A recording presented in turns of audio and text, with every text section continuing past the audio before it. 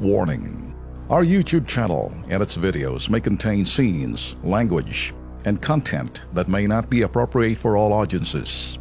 These videos include surveillance footage, undercover pursuit of suspects, actual police and rescue operations, and fearless confrontations. If you do not approve of the content, please do not watch our videos. If you wish to continue, we strongly advise that you proceed with caution. Viewers' discretion is advised. Sa usaping aksyon, Alex, etong susunod nating istorya ay isa ring agarang tinugunan ng lokal na pamahalaan ang sira-sirang kalsada sa barangay San Isidro, Rodriguez, Rizal dahil sa walang tigil na pagdaan ng mga naglalakihang truck ay naghahakot ng mga ito ng mga batot buhangin sa quarry site sa naturang lugar.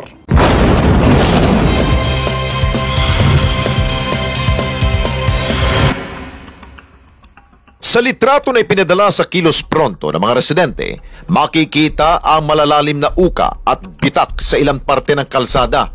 Dahil daw ito sa mga dumaraang mga truck na naghahakot ng mga batot buhangin mula sa quarrying operation sa kanilang lugar at isa raw sa mga kumpanya ay pagmamay-ari daw ni Mayor Ilyong Hernandez.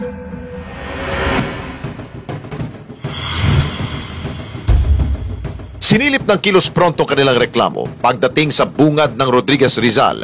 Isang malailog na kalsada ang sasalubong sa iyo. Ang mga motorista na dumadaan sa lugar talaga namang hirap na. Ang isang owner-type jeep na ito tumirik na dahil hindi na niya kinaya ang malailog na kalsada. Ang ibang mga motorista sa gilid na dumadaan para hindi na sila maperwisyo. Ang isang truck na napadaan sa lugar, hinila na lamang ang owner-type jeep para maalis sa pagkabalahaw. Siguro sa drainage yan, tracking. Ganun, dahil maka-overload na yung mga dumadaan. Ganun, sa mga quarry, sa landfill. Dahil sa maputik at baku-bakong daan, maging ang kita raw ng mga bumibiyahing jeep at tricycle, apektado na rin. Sir, kulang na aksyon. Aksyon ng gobyerno. Kasi laging baha. Parang gano'n na rin, kaso nakakaano na sa pasada kasi hindi masyadong lubak-lubak na eh. So, alam ko, yung iba dyan kay Mayor eh. Pero yung iba, hindi ko na alam. Sa sira-sira na kalsada dito dahil sa malalaking sasakyan na dumadaan dito araw-araw. Sirap ang biyahe namin dito. Lalim na yung mga butas-butas sa kalsada. Sinilip din ng Kilos Pronto team ang quarrying site sa barangay San Isidro. Sa bungad pa lamang ng daan, mga naglalaki ang mga truck na ang nakaparada. Walang tigil ang mga bulldozer sa paghuhukay ng mga batot buhangin. Dahil sa tuloy-tuloy na operasyon ng mga quarrying company, kitang-kita sa paligid ang mga naging negatibong epekto nito sa kanilang kalikasan.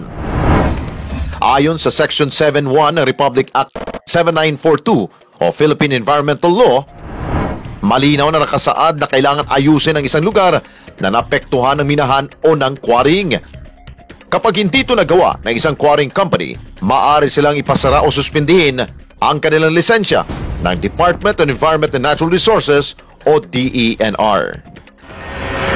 Kilos Pronto umaksyon ang Kapitolyo ng Rizal at agad na sinimulan aksyonan ang mga kalsada sa kanilang nasasakupan, kasama na ritong kalsada sa Barangay San Isidro. Pero paalaala natin muli, lalo na po mga operator ng mga mining at quarry site, nakasaad sa Republic Act 7942 o ang Philippine Environmental Law na responsibilidad ninyong ayusin o rehabilitate ang mga lugar na apektuhan ng inyong operasyon. Sumunod kayo dahil kami rito sa Kilos Pronto magbabantay lang sa inyo. Kuy daw kayo.